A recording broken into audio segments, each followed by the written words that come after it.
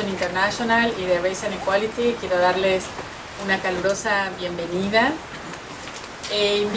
Invitarlos a una reflexión acerca del derecho a defender derechos, cuáles son algunos de los desafíos que estamos viviendo en este momento en las Américas, en particular en América Latina, para pensar desde nuestra condición de defensoras y defensores de derechos humanos, de analistas sobre los temas de la región, no solo los desafíos que tenemos, sino también las propuestas para superar esos desafíos. Porque así como los gobiernos, las empresas, algunos sectores fundamentalistas hostigan, asfixian, limitan, generan trabas para el goce del derecho de defender derechos, desde las Américas también hay una serie de soluciones inspiradoras, de estrategias novedosas que vale la pena explorar, conocer y compartir. En las Américas tenemos el 9% de la población mundial y más del 65% o el 60% de los homicidios a nivel mundial. Y respecto a los defensoras y defensores de derechos humanos, vamos como por el 90% de los homicidios de todas las defensoras y defensores de derechos humanos a nivel mundial. Y a eso se suman algunas dinámicas de cierres de espacio de defensa de derechos que vivimos en nuestra región, pero que también se replican en otros sectores y regiones del mundo, en algunos países en Europa, en Asia, en África. Y es por eso que pensar y reflexionar desde las experiencias, desde nuestras realidades, pero con un horizonte de esperanza.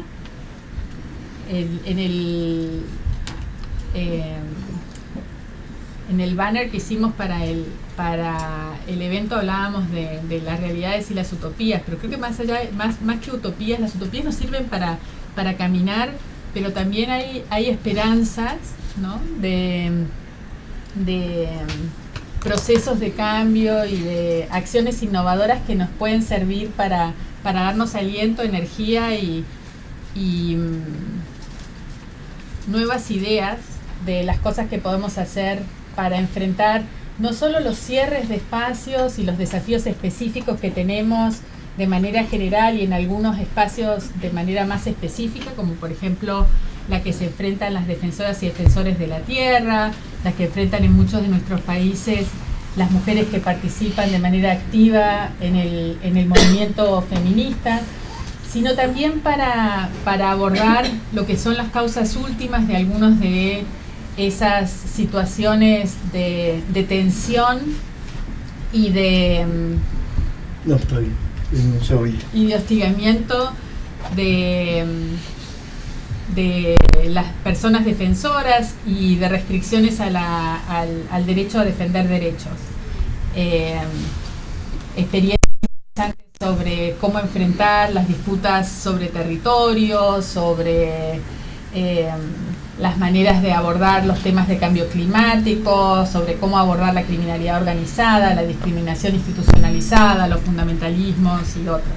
Entonces, en el día de hoy estamos proponiéndoles a todas las que están aquí, los que están aquí, una dinámica en la que vamos a hacer unas preguntas iniciales, algunos referentes muy importantes en nuestra comunidad de derechos humanos que han venido trabajando los temas de defensa de los derechos humanos, algunos de más corto alcance y otros de más largo tiempo y trayectoria, pero todos con un gran impacto y con experiencias novedosas para compartir en dos paneles, y la idea es que podamos mantener un diálogo fresco y abrir la discusión también a quienes están en la sala, que tienen también muchísimo que aportar y que podrían estar sentados de este lado de la mesa.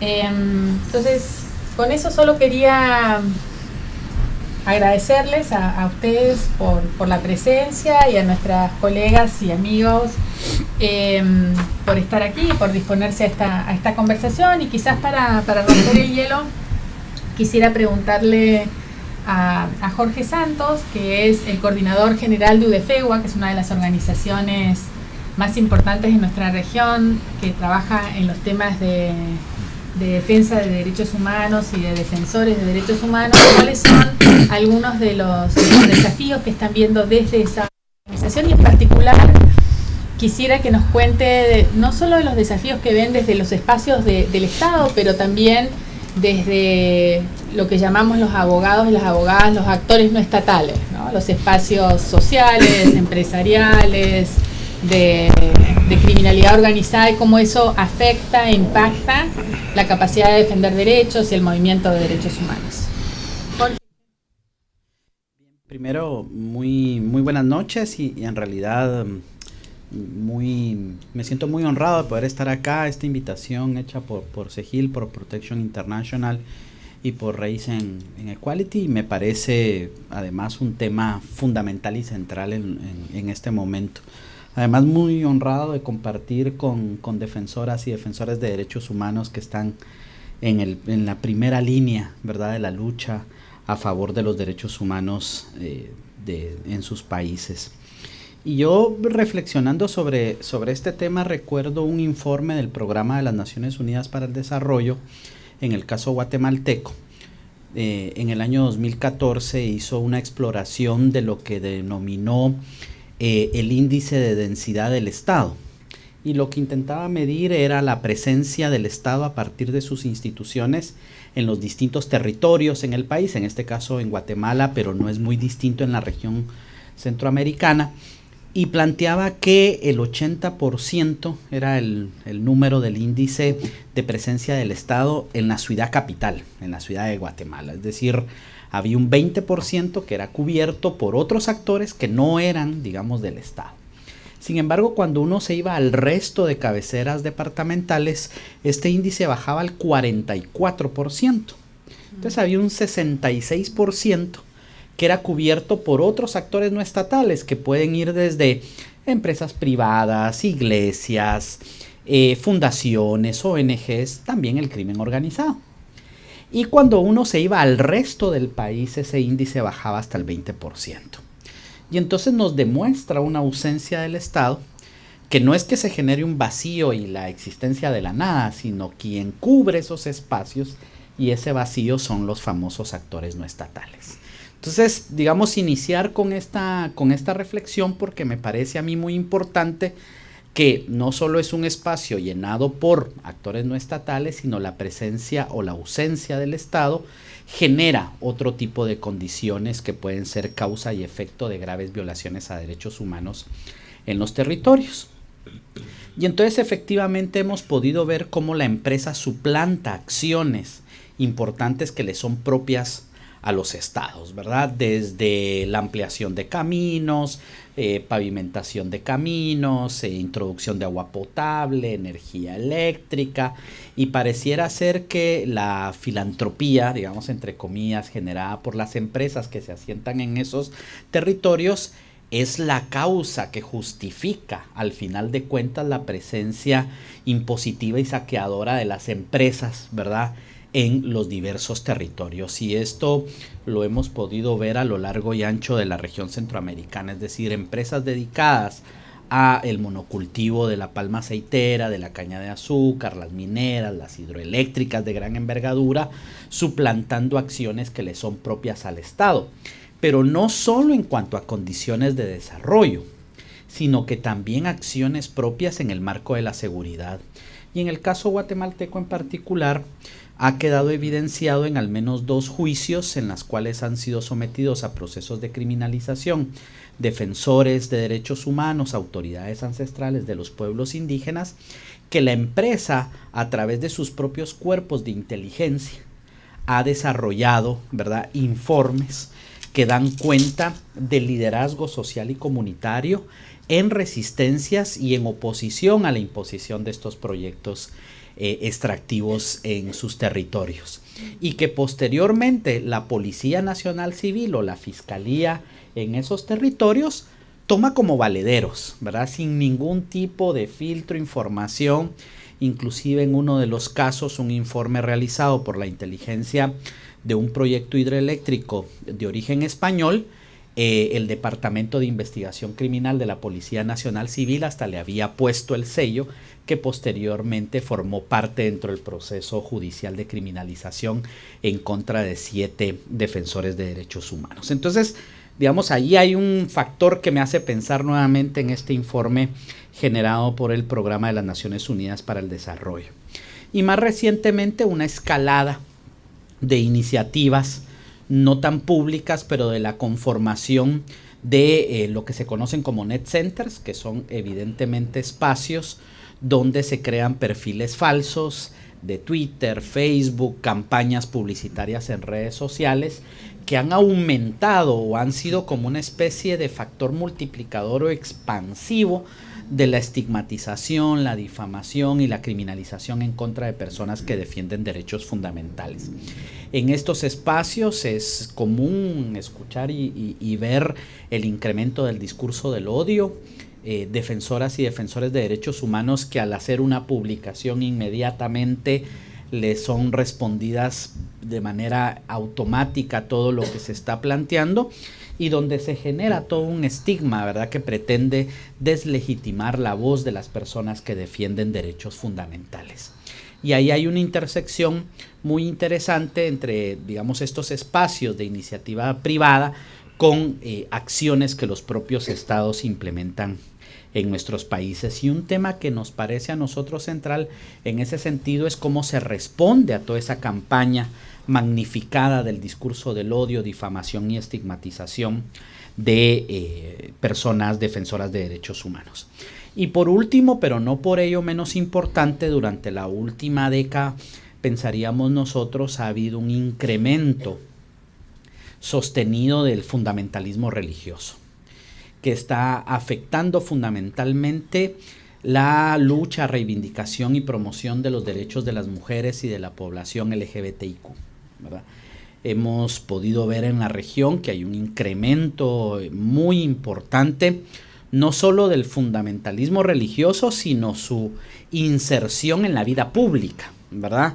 Y cada vez más frecuentemente la adopción de normativas, política pública, acciones gubernamentales que responden a la lógica de estos actores no estatales, particularmente, diría yo, las iglesias, tanto la católica como la neopentecostal. Ahí ha habido una inserción muy fuerte de acciones de esta lógica religiosa en las acciones que los estados están tomando. Entonces cada vez vemos más leyes criminalizadoras de la población LGBTIQ, cada vez vemos legislación y políticas públicas más restrictivas en cuanto al derecho de decidir sobre el cuerpo de las mujeres.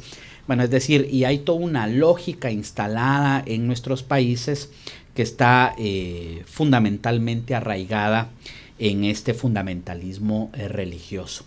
Y culmino diciendo que este fundamentalismo religioso no solo está contra la lógica de los derechos humanos, ¿verdad?, que es de lo que se ha construido durante los últimos tiempos, sino a través del uso de lo que se ha dado por denominar la teología de la riqueza, pues fomenta, ¿verdad?, a un nivel muy exacerbado el individualismo y la penetración, ¿verdad?, de la obtención de bienes materiales de carácter individual en contraposición o en detrimento de los derechos colectivos de las sociedades. Entonces, creía yo importante marcar estos 3 ámbitos distintos de acciones de los actores no estatales o actores privados en un marco de ausencia generalizada también de los estados en nuestra región. Sí, quizás podríamos seguir con Diana Sánchez. Diana Sánchez tiene una trayectoria muy lucida también en la defensa de derechos humanos desde Minga y desde el programa Somos Defensores en Colombia, que han venido documentando y trabajando por la defensa de derechos y trabajando por la defensa específicamente del derecho a defender derechos. Entonces, quisiera preguntarle cuáles son algunos de los desafíos actuales que está viviendo Colombia y cuáles son algunas de estas quizás signos de esperanza que tiene el país en términos de la posibilidad de defender derechos humanos, ¿no? Bueno, Vivian, muchas gracias a ustedes por escucharnos y bueno, a CEGIL, a Protección Internacional y a Rights and Equality por esta invitación.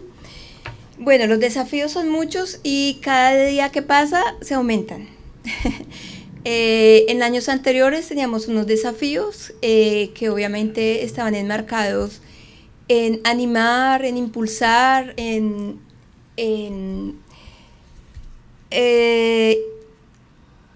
estar también soportando que no se fueran a caer los diálogos de paz, y en eso nos fijamos la meta de los últimos años. Yo podría decir que los últimos 5 años el movimiento de defensores de derechos, el movimiento de derechos humanos y social en general del país, nos echamos al hombro también la discusión de cómo sacar los procesos, los 2 procesos de paz entre gobierno y guerrillas en Colombia, y creo que ahí estuvieron los desafíos, porque nosotros, pues, esa ha sido una bandera histórica del movimiento de derechos humanos en Colombia, de la solución del conflicto armado por la vía política, y cuando se aproxima esa posibilidad de cierre y le llamamos paz completa, pues obviamente que ahí nosotros nos entregamos con alma y vida, y eso para nosotros fue muy importante.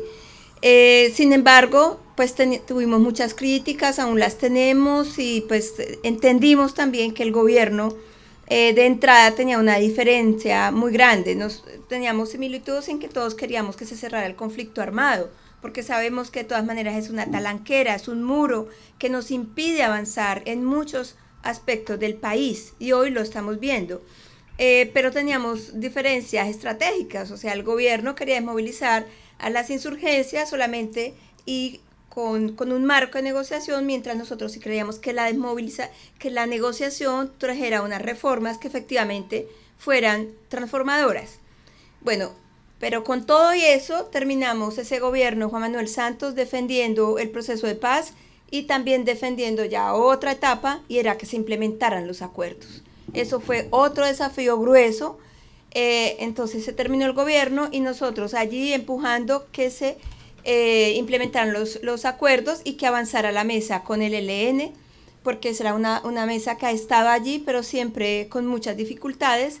Y cuando se termina ese gobierno, pues nosotros teníamos al hombro también diciendo, se tienen que implementar por lo menos parte de los acuerdos para que ese espejo roto que se empieza a generar, donde muchos se ven que no se está cumpliendo, y en los territorios pues todavía todo ese narcotráfico, se empiezan a reciclar otras violencias. Entonces la exigencia allí pues era que se implementara. Se cierra el gobierno con Juan Manuel Santos y se nos agregan otros desafíos que somos los que estamos cargando ahora y que son muy pesados y tienen que ver, por un lado, con que este gobierno ahí sí, ni implementación ni nada.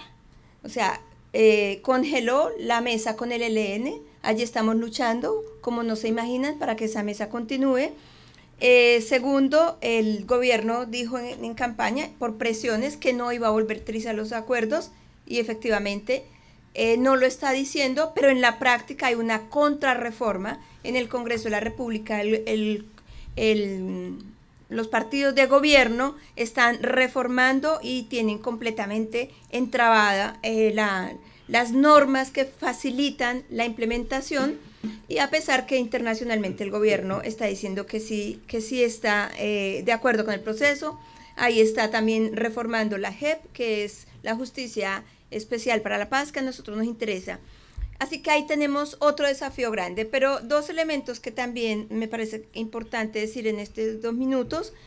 Uno tiene que ver con el asesinato de defensores y defensoras de derechos humanos. Eso no es nuevo, eso es histórico. Lo que pasa es que hoy se vuelve más evidente, pero también se ha incrementado. Se vuelve más evidente porque el conflicto armado era el manto que tenía el establecimiento y la clase política corrupta de este país colombiano, con que tapaba todo. Una vez, por fortuna, pactado el proceso con las FARC y de todas maneras con el ELN que se venía en la mesa, se quita ese manto y empiezan a aflorar toda esa cantidad de agendas corruptas y otras problemáticas que la clase política tiene, y dentro de eso pues aparece también la evidencia de que a los líderes y lideresas sociales que son defensores y defensoras de derechos humanos los siguen asesinando. Eso ha sido desde siempre, pero además se incrementa, que creo que en otra ronda lo podemos explicitar un poco más, porque justamente las agendas de estos movimientos sociales y derechos humanos tienen que ver con la tierra, tiene que ver con la sustitución de cultivos de uso ilícito, porque creo que pues en general sabemos que los problemas de la tenencia de la tierra, la conflictividad, la coca, que fue una forma de sobrevivir del campesinado que fue enviado hacia las fronteras agrícolas,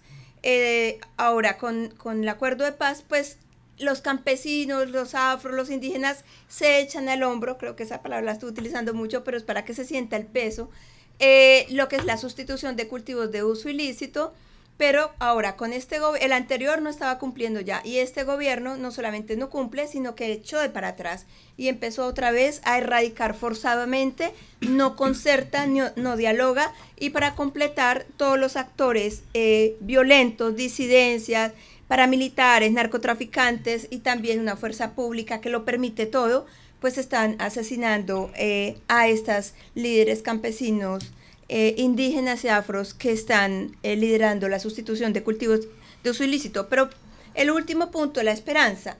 Nosotros creemos que de todas maneras, en medio de esta dificultad o este contexto tan complejo y donde la extrema derecha está dando un coletazo muy fuerte en el país, y pues realmente hay mucha complejidad, realmente se ha aumentado la participación, se ha perdido el miedo a las movilizaciones, y los movimientos sociales, los derechos humanos, pero en general la sociedad también ha cambiado, y nosotros tenemos hoy una sociedad colombiana que ha roto el miedo a hablar, a participar, pues que es producto de más de 50 años de violencia, pero el pacto de paz con las FARC y la existencia del ELN a negociar ha hecho que ese imaginario colectivo de que nosotros no podíamos salir de esto se ha revertido, y yo creo que eso se ha expresado este año de manera muy contundente en varias acciones que luego las podemos mencionar. Muchísimas gracias. Quizás este es un buen momento para pasar a doña Vilma Núñez, que ha estado en el corazón del trabajo de derechos humanos en Nicaragua y en nuestra región por más de 50 años. A doña Vilma le ha tocado un trabajo muy arduo, algunas de las crisis de derechos humanos y de democracia más difíciles del continente, y las ha afrontado con muchísima solidaridad, y en este momento está inmersa en lo que es la respuesta a la gravísima crisis de derechos humanos y democracia que se vive en Nicaragua en la actualidad. Esto, digamos, lo que está ocurriendo en Nicaragua en términos de los asesinatos, de la represión y de la criminalización, fue una sorpresa para muchísimas personas dentro de la comunidad internacional, que pensaban que, bueno, en Nicaragua no estaba pasando nada, ¿no? Entonces yo quisiera que doña Vilma nos cuente un poco más de su mirada acerca de qué es lo que nos faltó digamos, desde la comunidad internacional para comprender la dimensión de lo que estaba ocurriendo en Nicaragua, qué es lo que revela eso acerca de las condiciones y los factores que son claves para garantizar el derecho a defender derechos. Sí. Gracias, Viviana. Bueno, muchas gracias a todas las organizaciones, hermanas organizadoras de este interesante encuentro. Muchas gracias a todos por tener la paciencia de seguir compartiendo con nosotros nuestros problemas, pero también nuestras esperanzas. Cuando me hacen esa pregunta, ¿en qué falló la comunidad internacional? Definitivamente, yo me pregunto, ¿en qué fallamos nosotros? ¿En qué fallamos nosotros, los nicaragüenses? ¿En qué fallé yo? Y aquí quiero hablar en primera persona. Definitivamente, viviendo en estos 7 meses una situación que jamás me imaginé vivirla, porque no puedo decir volverla a vivir porque esto es peor que la dictadura de Somoza, que me tocó enfrentar incluso en las cárceles de mi país. He llegado a la conclusión, me siento también responsable de lo que está pasando. ¿Por qué me siento responsable? Porque yo fui militante del Frente Sandinista. Yo fui una persona que creyó en la revolución que nos vendieron, no en la que estaban haciendo. Y yo idealizaba tanto esa revolución porque me imaginaba ver, yo nunca fui guerrillera, mi participación fue de otra forma, pero siempre me imaginaba ver a aquellos muchachos que habían abandonado sus estudios y que bajaban de la montaña o que llegaban de otro país, con el rifle en una mano y con los derechos humanos, con la Constitución y lo que se llamó el Estatuto Fundamental en el otro, donde se diseñaba un gobierno absolutamente democrático que había abolido la pena de muerte que existía en nuestras leyes y que nos ofrecía un mundo de respeto total y absoluto a los derechos humanos. ¿Y cuál fue el problema? Pienso que nosotros idealizamos demasiado a una dirigencia y que creímos absolutamente todo, de que todos los problemas y las dificultades que estamos enfrentando eran producto del imperialismo norteamericano. Y así se nos hacía disimular cosas pensando, esto va a pasar porque definitivamente en lo que termine la agresión norteamericana, esto se va a enderezar. Entonces eso de haber idealizado tanto, creo yo que fue un error que lo estamos pagando y que sí, yo creo que hay que ser absolutamente transparente con uno mismo y yo me siento responsable. Nunca me imaginé que muchas de las cosas que sucedieron, pero sobre todo este momento, el que estamos viviendo, jamás me imaginé que esa gente que tanto idealizamos y que tanto creímos en ella, era capaz de hacerlo. Por eso una recomendación, una petición que le hago sobre todo a la juventud y a la juventud heroica de mi pueblo, de mi patria que ha despertado, es que pregunten siempre, que cuestionen siempre, que no crean absolutamente a ciegas lo que les dicen. Siempre, cualquier duda, hay que buscar cómo aclararla. Porque muchas veces, detrás de un discurso, detrás de un programa aparentemente bonito, se esconden otros propósitos. Por eso, con esa reflexión de que somos quizás los principales responsables, yo me siento responsable. ¿Qué fue lo que faltó? La pregunta de Viviana en la comunidad internacional.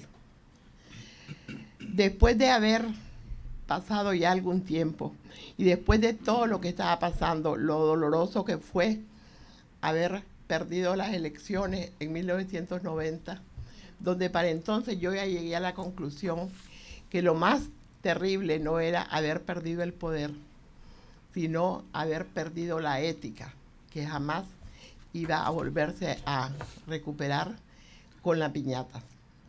Eso fue, pienso yo, el golpe más duro. Pero la gente que confió tanto y que quiso tanto, no solamente en Latinoamérica, sino que en otros países del mundo, que creyó tanto en esa revolución, siguieron creyendo, siguieron apoyando y siguieron echándole la culpa, igual que nosotros, solo al imperialismo norteamericano. Y pienso que uno de los errores que hubo fue haber confundido lo que era la revolución con Daniel Ortega. hubo esa confusión. Nadie se imaginaba a la revolución sin Daniel Ortega, porque lamentablemente muchos de los otros dirigentes se fueron a resolver sus problemas personales, hicieron otras cosas, esperaron mejores tiempos para volver, y el que se quedó allí en las calles porque sabía lo que estaba proponiéndose, y el que se quedó siempre allí, no dejando gobernar a los gobiernos que llegaron, haciéndoles la vida imposible, pero defendiendo, como lo dijo en el discurso cuando perdimos las elecciones, gobernando desde abajo. Fue Daniel Ortega. Y entonces hubo esa confusión entre lo que era la revolución y Daniel Ortega. Y eso creo yo que fue una cuestión que se traspoló a la comunidad internacional. Después de eso, hay otro factor que aún con estas circunstancias se mantiene, y es lo que yo pudiera llamar, para no llamarlo de otra manera porque a veces me duele, es la solidaridad ideológica. Estas famosas, las izquierdas latinoamericanas, estas izquierdas históricas que subsisten todavía, que se llaman izquierdas, pero yo no sé qué son, en algunos países, están viendo los errores y se aferran precisamente a seguir creyendo y a llamarnos mentirosos. Yo me acuerdo cuando nosotros fundamos el CENID con un grupo de compañeras y compañeros en 1990. Y ya, por ejemplo, empezamos a ver muchas cosas que no nos gustaban. Publicábamos informes anuales y entonces siempre nos estaban pensando, pero ¿por qué son tan críticos? ¿Por qué esto? ¿Por qué el otro? ¿No será que te está volviendo contrarrevolucionaria?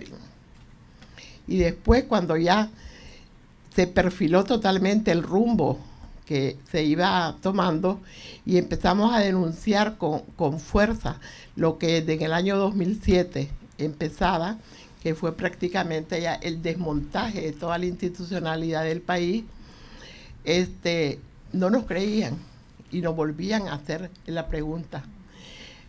Compañeras de que no voy a mencionar, pero de los movimientos más históricos y más comprometidos en realidad con la defensa de los derechos humanos en el Cono Sur, en los países andinos, en todos lados, nos quedaban viendo raros y decían, no, ustedes están equivocados, aquí todavía ya está haciendo su trabajo la CIA, está haciendo su trabajo el imperialismo norteamericano. Bueno, no nos creyeron y mucha gente nos decía, incluso a nivel interno, ustedes solo están hablando de Constitución, nadie come con la Constitución, lo que hay que buscar es trabajo para que la gente coma. Eso es lo que deben de reclamar, no deben de estar reclamando respeto a la Constitución. Otro de los aspectos que yo creo que contribuyó a eso, de que se fue propiamente desarrollando hasta cierto punto una indiferencia a nivel internacional e incluso muy cerca nuestro, fue estar precisamente o formar parte de Centroamérica. ¿Por qué? Porque se comparaba la situación de manera cuantitativa, de manera así como muy simple. No era lo mismo ver la cantidad de muertos, la cantidad de indígenas masacrados en Guatemala, en El Salvador y después en Honduras, que compararlo con la situación de Nicaragua. Porque definitivamente no se percataban de que se estaban desarrollando o impulsando en países como Nicaragua, con una aparente formalidad de democracia electoral, que además era muy cuestionada, se estaban desarrollando nuevos métodos de violación de los derechos humanos, diferentes a las violaciones, a los métodos de violación tradicional que conocimos cuando se desarrollaban las dictaduras de la doctrina de la seguridad nacional, que era el charco de sangre, el muerto en cada esquina, los desaparecidos.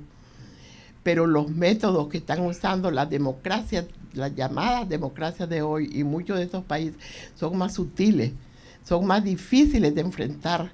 Usan prácticamente las instituciones, usan la ley para buscar para violentar los derechos humanos, para hacerte creer que con una migaja que te dan con un programa social sos sujeto de derechos, cuando lo que te están convirtiendo con esas migajas en objetos y de favores, donde cuando te asisten en un hospital o cuando tenés acceso a un servicio de educación de mejor forma, y eso tenés que no solo decir, bueno, tengo acceso a eso, sino que se lo agradezco. Por ejemplo, en el caso de Nicaragua, gracias a mi presidente y gracias a la compañera Rosario. O sea, una de las cosas más irreversibles, va a ser reversible, pero más difíciles de resolver en Nicaragua, cuando hayamos terminado con esta situación, porque vamos a terminar con ella, será que la gente recupere su sentido de persona sujeta de derechos, en vez de una persona objeto de favores. Otra de las cosas que yo quiero, y aquí termino, es decirles que en esto también tuvo que ver mucho la cooperación internacional.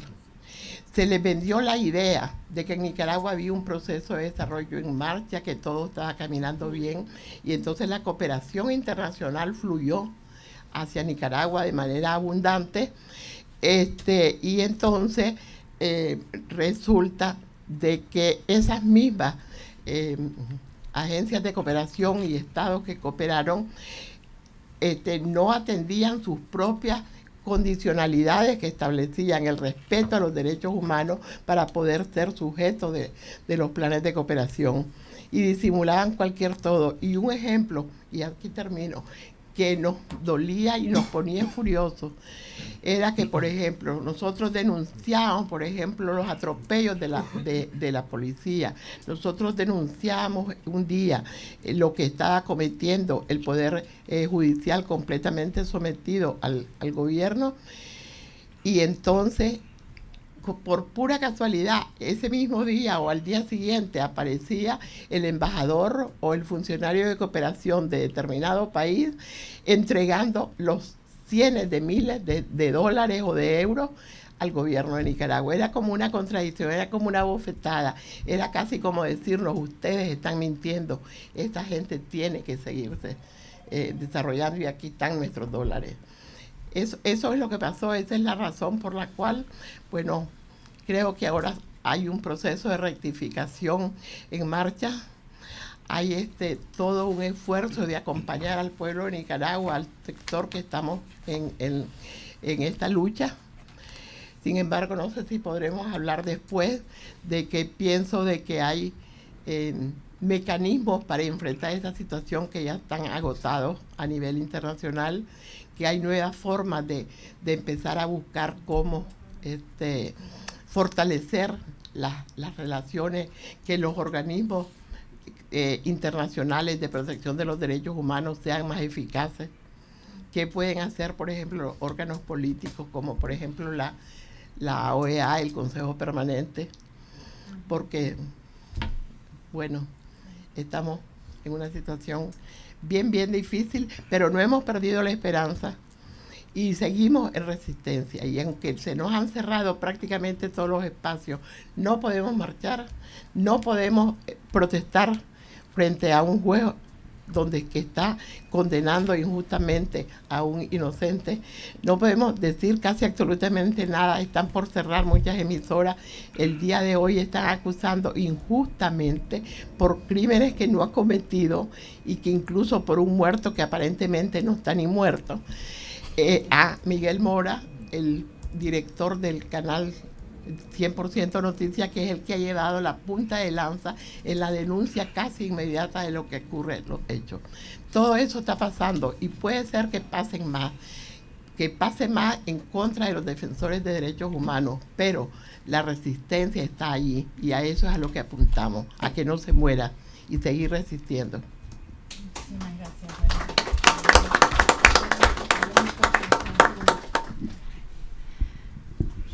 Uno de los grandes desafíos que tenemos en la región en la actualidad también es los millones de personas que se ven forzadas a dejar sus países, ¿no? Y que buscan protección en otros lugares. Hemos visto con la crisis en Centroamérica y la situación en la frontera de México con Estados Unidos, la situación de las personas que han tenido que dejar su país en Venezuela, en Colombia y en muchos otros países de la región. Pero estamos viviendo en una situación realmente muy crítica.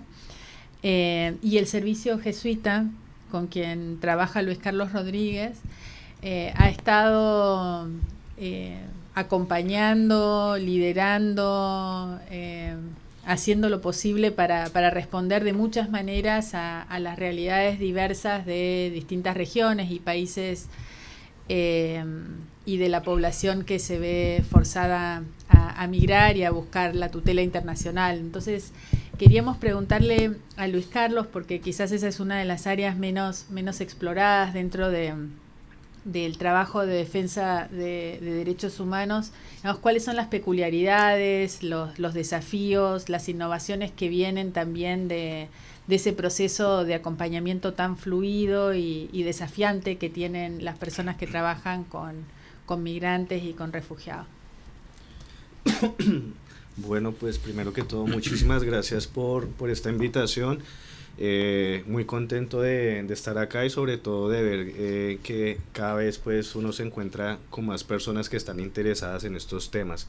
También pues muy privilegiado de sentarme con personas que tienen tanta experiencia, que tienen un recorrido pues con el que tenemos que aprender y construir pues el futuro que se viene pues en este contexto lleno de tantos retos.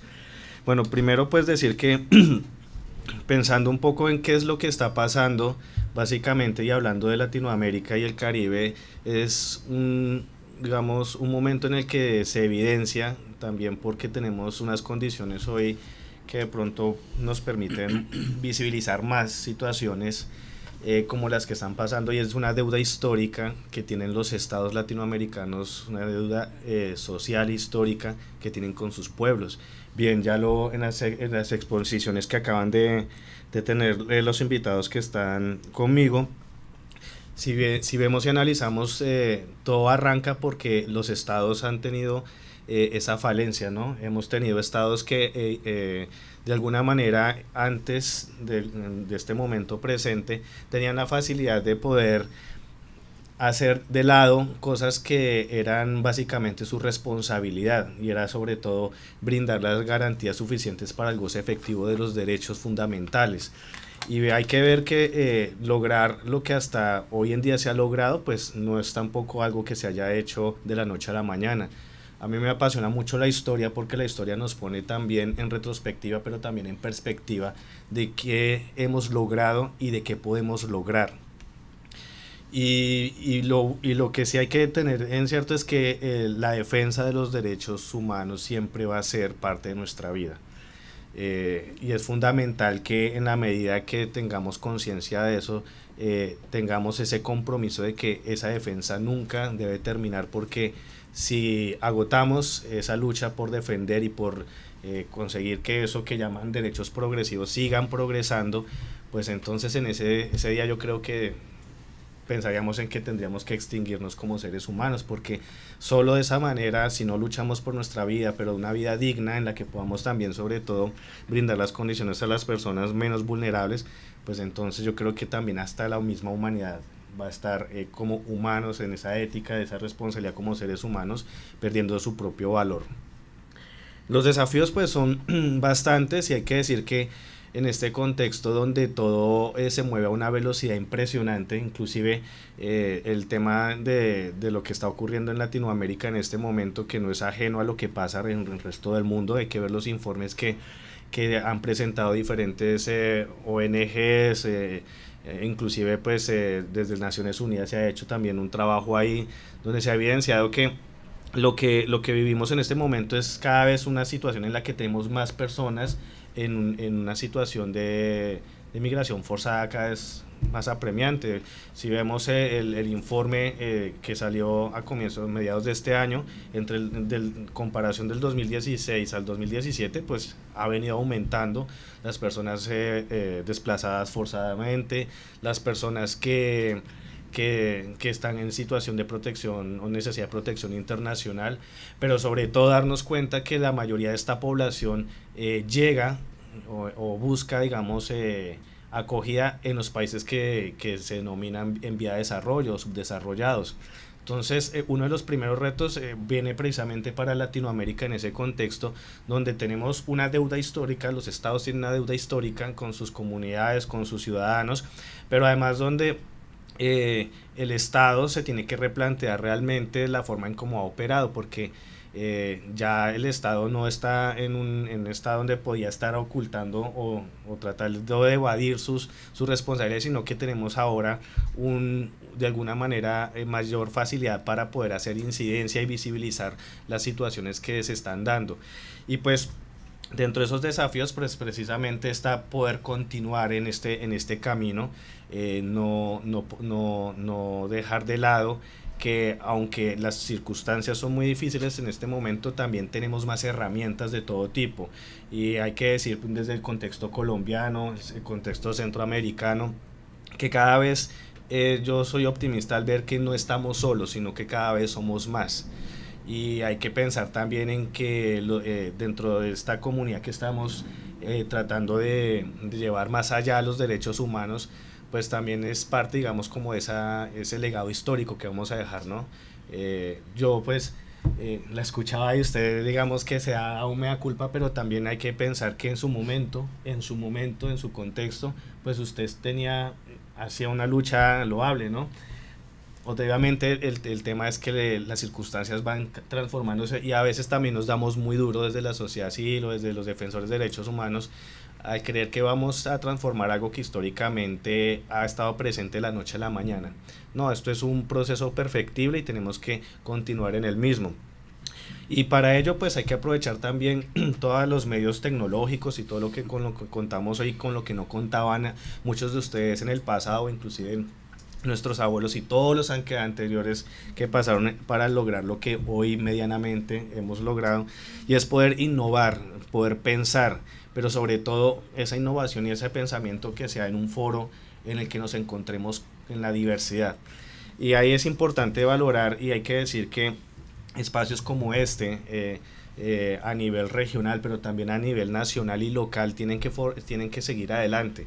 Esa es la responsabilidad que tenemos si nos hacemos llamar defensores de los derechos humanos, y es seguir peladeando esta bicicleta, pero no solo, sino uniéndonos con otros, porque de lo contrario no vamos a poder continuar. Y eso es lo que precisamente muchas veces aquellas personas que tienen intereses mezquinos, pues es lo que más buscan, ¿no? Bien dicen esos dichos como "divi vencerás", pues eso muchas veces eso pasa, y cuando tenemos contextos de movilidad humana en los que la gente está forzadamente cruzando fronteras y todo eso, muchas veces inclusive los gobiernos aprovechan esto para tener un chivo expiatorio y decir que su deuda histórica con la ciudadanía en sus países es culpa de los extranjeros que están llegando, ¿no?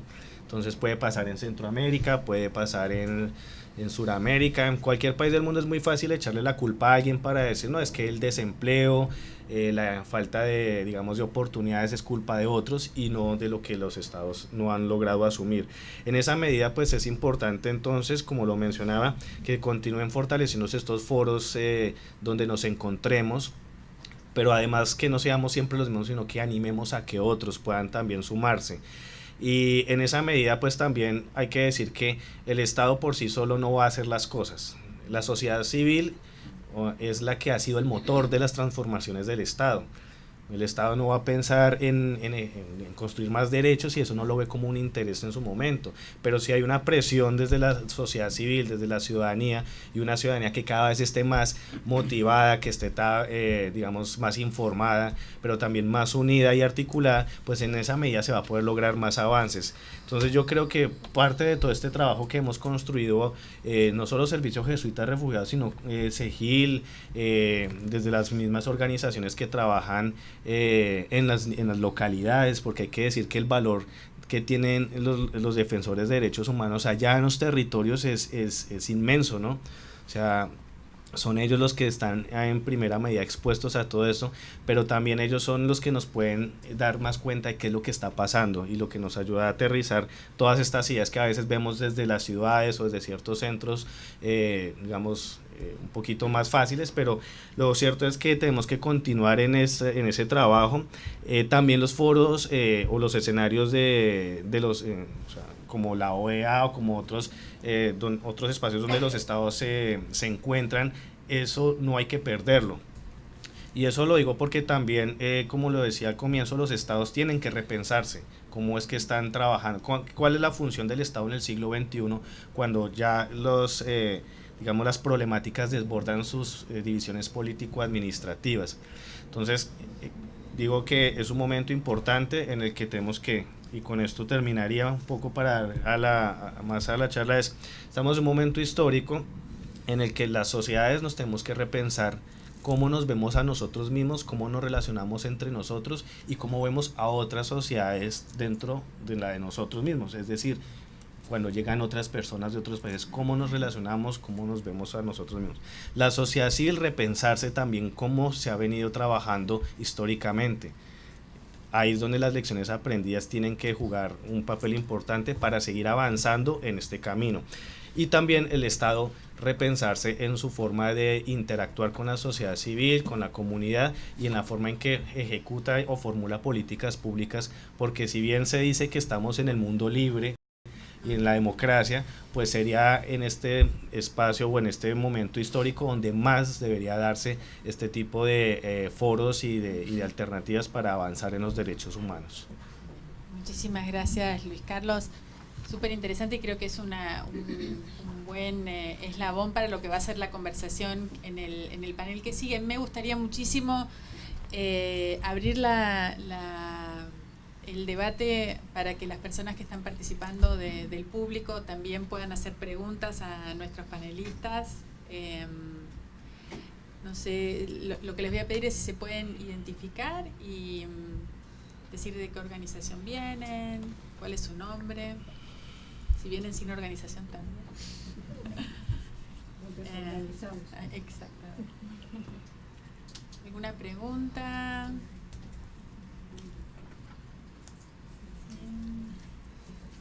Sí.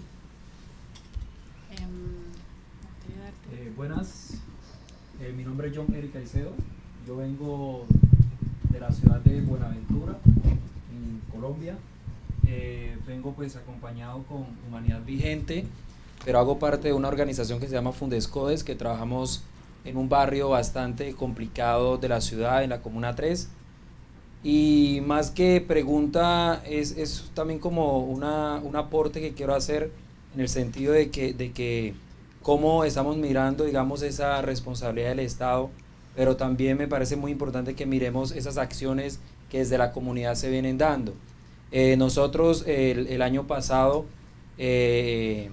digamos, como que le dimos forma a un paro cívico que veníamos construyendo desde hace muchos años atrás, digamos, en ese proceso de reivindicación de derechos, de defensa del territorio, de defensa de la vida.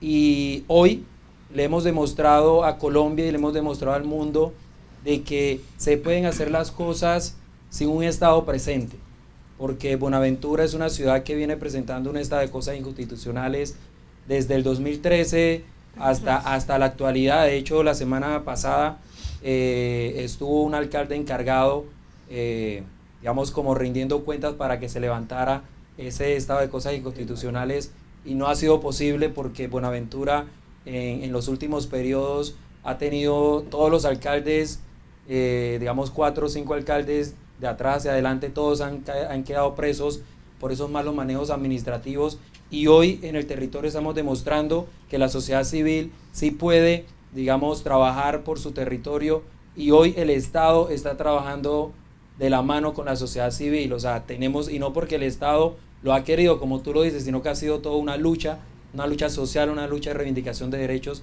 y que hoy le estamos demostrando al mundo que sí podemos desde el trabajo que estamos haciendo.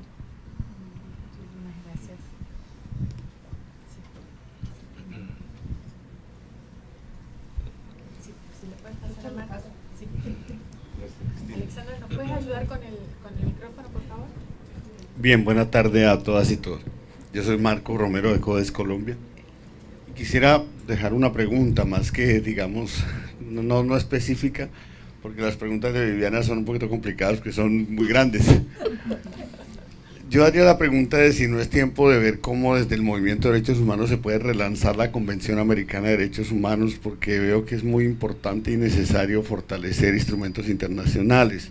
Hoy tenemos una serie de elecciones. Yo voy a poner 4 puntos rápidos. Uno, en el pasado efectivamente se pensaba que los que violaban los derechos humanos eran las fuerzas de derecha, que la izquierda nunca hizo estar involucrada, y hemos visto todos estos últimos años que los gobiernos de izquierda no solo han estado involucrados en arbitrariedades, sino que tienen la teoría de que cuando llega un gobierno de izquierda ya no hace falta observar derechos porque llegaron los buenos al poder. Un poco es una visión que hemos visto, y vimos cómo hubo ataques muy fuertes al sistema interamericano de derechos humanos desde varios gobiernos de izquierda. Eso no quiere que los de derecha se hayan, digamos, allanado al sistema interamericano tampoco. Entonces es un problema nuevo, pero que está ahí, que ya lo hemos evaluado acá en la coalición siempre. El segundo tema es que están llegando gobiernos de derecha, también, que se parecen un poco al gobierno de Filipinas, como el gobierno de Brasil. Puede ir Colombia incluso para allá, que empiezan a explotar ciertos populismos de derechas que van contra todo derecho, y eso es rentable, porque tiene una sociedad. Ustedes han visto el gobernante de Filipinas que dice, pues que porque van a desprestigiar la policía porque mata delincuentes. No tengan la certeza de que no van a ser investigados. Es lo mismo que dice el presidente de Brasil ahora. Exactamente lo mismo. Es más, la policía no debería ensuciarse las manos. Es la gente la que debería matar a los delincuentes de una vez que la gente los conoce. Ese tipo de planteamiento, o sea, ¿dónde está la razón? El ministro de Defensa de Colombia dijo hace poco, es que hay que ir a un concepto de seguridad colectiva. Hay zonas de la ciudad, y mencionó una zona bastante pesada de Bogotá, que se llama San Victorino, donde la propia gente ya se encarga de los delincuentes. Lo dice el encargado del Estado. Entonces uno dice, bueno, ¿el Estado qué se hizo? O sea, vamos hacia una lógica en la cual se empiezan a promover también ciertas figuras bastante complejas, desde una nueva derecha, ¿cierto? Ese es un segundo tema. El tercero, y yo propondría también que de pronto desde esta coalición se pudiera hacer algo en ese terreno. Nosotros en Colombia estamos llegando a la conclusión de que, además de pelear contra el Estado para que garantice derechos, para que sea garante real de derechos, para que sea Estado de Derecho, para que sea Estado Social de Derecho, hay que llegar a la opinión pública y formar una cultura de derechos. Nosotros hemos tenido unas frustraciones enormes, que la gente vota en contra de la paz, y peor, vota en contra de la paz a nombre de la ideología de género, o sea, de que las mujeres tienen derechos y de que los LGBT tienen derechos, ¿quién entiende eso? Entonces ahí eso ya no es un problema del Estado, es como dices tú, no es un problema del imperialismo, o sea, si al Estado no le interesa mucho promover derechos, pero si la sociedad culturalmente tampoco defiende derechos, sino que está del lado o en contra de los derechos, ahí tenemos problema, y pensamos que hay que llegar, hay que moverse mucho más en campañas culturales y educativas, con lo cual no quiero decir que no hay que hacer el trabajo de exigibilidad frente a los estados, sino ir a ver cómo transformamos y creamos una cultura de derechos. En Colombia la gente vota por fuerzas que tienen compromisos bastante graves, digamos, con violaciones de derechos humanos por razones de eficacia. Parece que entre malos estos son los más eficientes. Una cosa así. Entonces no hay una comprensión, y me parece que ese es un punto que hay que trabajar. Y el otro punto, claro que es muy grande, que ya lo han mencionado, pero ahí hay un elemento positivo. Todo este escándalo de Odebrecht muestra que digamos, que ir a lo privado no es la solución, porque en los 90 se vendió la idea de que todo lo privatizable era bueno y que el Estado ya había que salir de él, y que mientras más, pues en Colombia, por ejemplo, el sistema educativo casi todo está volcado hacia lo privado, como en Chile, y ahora viene una crisis porque el sector privado no tiene esa capacidad de asumir la educación, y entonces hay un quiebre allí y se está volviendo un poco por el Estado. Digamos que yo digo un poquito, perdón, con las religiones, los representantes de organizaciones basadas en fe que están acá. Hay una nueva religión que le compite a la religión católica y a las religiones cristianas y a todas las demás, es la de la confianza inversionista. Es decir, la confianza inversionista es algo que es intocable. Y nosotros decimos en Colombia, ¿y la confianza ambientalista dónde está? Y la confianza laboralista, y la confianza en la diversidad cultural. No, ellos ganaron el terreno, que mientras todo fuera, digamos, mientras se defendieran los intereses del sector privado, ya lo demás, los derechos quedan subordinados a eso. Ahora con estos escándalos se ha visto que esa tal confianza no existe. Nosotros tenemos un banquero muy grande que se llama Luis Carlos Sarmiento Angulo, que ustedes han visto, la bolsa de valores se cayó en Nueva York por desconfianza inversionista, porque es uno de los beneficiarios de una serie de contratos y negocios con Odebrecht, y así pasa Guatemala, en muchas otras partes. Yo creo que habría que evaluar un poquito si es tiempo, así sea desde la sociedad civil, como de relanza un enfoque de derechos, una perspectiva de derechos, porque hay demasiados desafíos grandes, algunos antiguos renovados ahora, otros nuevos, que están erosionando esa perspectiva, y a veces, aquí lo sabemos, tenemos poca capacidad como movimiento de derechos humanos. Como movimiento de derechos humanos somos más o menos una minoría en esta discusión. No digo más. Yo creo que si hay una pregunta más, tomamos esa pregunta y luego cerramos porque estamos contra el tiempo. Sí. Rapidísimo. En primer lugar, porque este año lo celebramos en Bogotá, pero también quería hacer una mención acá. Doña Vilma celebra sus 60 años de defensa de derechos humanos, y me parece que en un momento en el que estamos hablando de la defensa de derechos humanos, tener a doña Vilma ahí es verdaderamente un privilegio. Y yo la he escuchado a doña Vilma, y quiero hacer esta reflexión porque ciertamente como movimiento de derechos humanos tenemos que ser autocríticos, porque hemos hecho algunas cosas no muy bien, pero hemos hecho un montón de cosas bien, y ustedes han hecho un montón de cosas bien para ayudar al pueblo de Nicaragua. Entonces, como movimiento de derechos humanos tenemos que mirar atrás y ver qué no hicimos bien para superarlo, pero lo cierto es que este punto en el que estamos y con todos los desafíos que ustedes mencionan es porque hemos avanzado un montón. Y estamos en un momento en el que entonces los movimientos antiderechos y otros sectores quieren que regresemos atrás, o en el caso de Nicaragua es una situación, digamos, mucho más compleja, pero de alguna manera no tenemos que olvidar lo que se ha avanzado, celebrar lo que se ha avanzado, celebrar la existencia de personas como usted que han dado tanto por su pueblo y por este continente, y por supuesto ser autocríticos para movernos hacia adelante. Es un honor que esté ahí, doña Vilma, y es un honor para nosotros tenerla.